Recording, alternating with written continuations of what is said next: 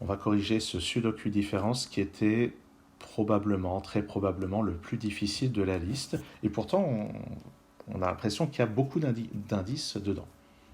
Alors, qu'est-ce qu'on peut remarquer? Il y a plein de choses qu'on peut remarquer. Par exemple, les 3 qui sont là. La différence de 3, c'est forcément 6 moins 3, 5 moins 2, 4 moins 1. On peut remarquer aussi que les 1 qui sont là, par contre, ça semble beaucoup moins contraignant. Mais si on veut 3 groupes de 2 chiffres consécutifs, si on regarde bien, en fait, il n'y a que 3 possibilités. Ça va être 2 moins 1, 4 moins 3, 6 moins 5. C'est forcément ces 3 couples-là qui vont être répartis là-dedans. Parce que si vous essayez autre chose, si vous essayez par exemple 3 moins 2, eh bien il va vous rester les chiffres 1, 4, 5, 6. Si vous décidez de mettre 3 et 2 ici, il vous reste 1, 4, 5, 6 à placer là-dedans et là-dedans. Et on pourra toujours faire 5 moins 4, 6 moins 5, mais on ne pourra rien coupler avec le 1. Donc forcément, les 3 paires ici sont celles-là. Voilà déjà des remarques.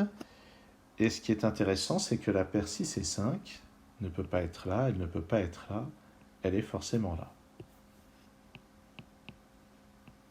Bon, notez que même si on n'a pas repéré qu'il y a forcément les 3 paires comme ceci, on peut remarquer que si on cherche l'emplacement du 6 dans cette colonne, il n'est pas là à cause de ce 6, et il ne peut pas être là parce qu'il devrait être jumelé avec le 5 et que le 5 n'est pas disponible.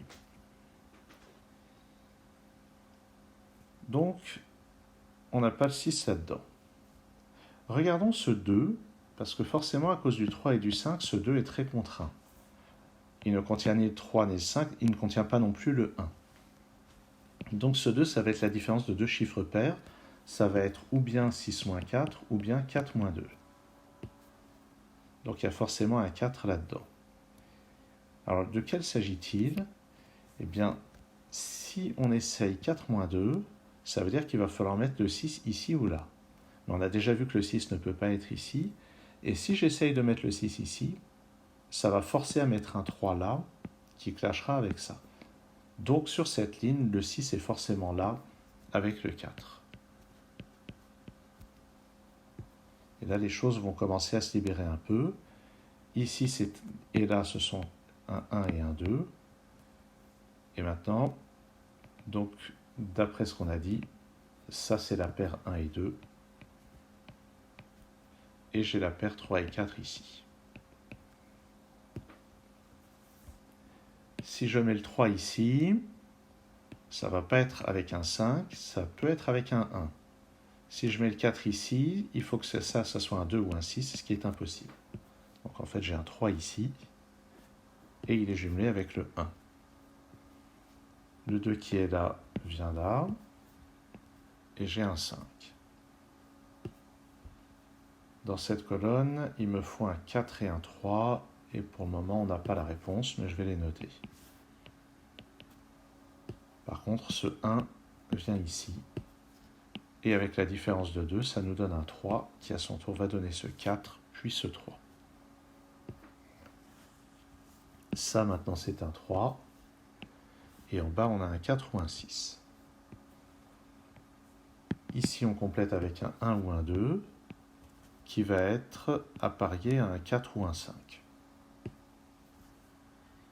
Sinon, oui, je suis en train peut-être un peu de me disperser. Sur la première ligne, le 2 n'étant pas là, il est forcément là. Il va être donc apparié à un 5, qui va nous donner le 5 et 6 de la première colonne. Ça nous donne aussi ce 4 sur la deuxième ligne, et ce 6 sur la première ligne.